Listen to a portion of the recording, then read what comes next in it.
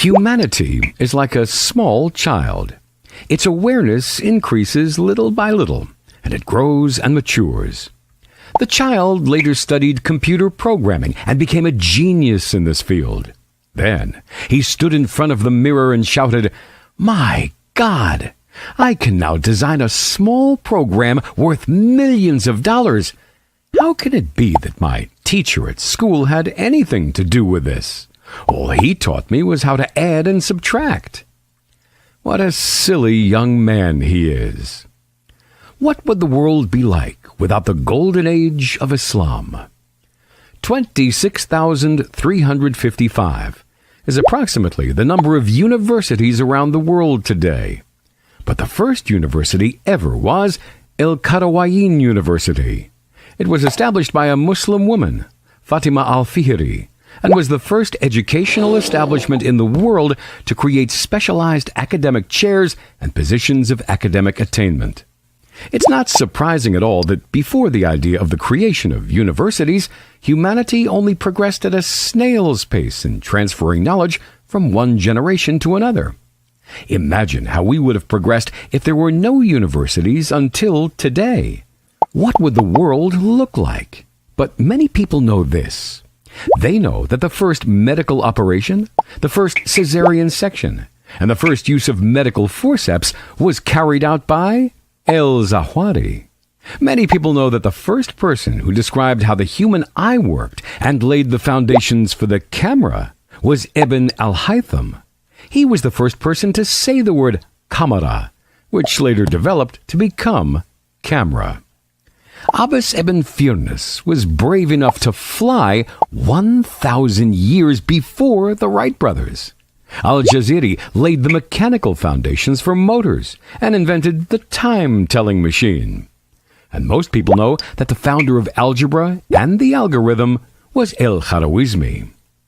Islamic civilization is a central and important component of human material civilization. But we as Muslims say that this civilization is not the source of our pride, but that Islam itself is the source of our pride. It is the final message of God to the people of the world, and it liberated human minds from the confusions of paganisms and freed souls from the worship of human beings' lusts and desires. It cultivated and edified morality, and it is the religion without which human beings cannot be saved, either in this life or the next. It is possible for human beings to split the atom, but without religion to hold them back from oppression and criminality, the result will be Hiroshima and Nagasaki. It's also possible for them to discover a new land, but without religion to govern their ways and restrain their actions, the result will be the savage annihilation of its inhabitants.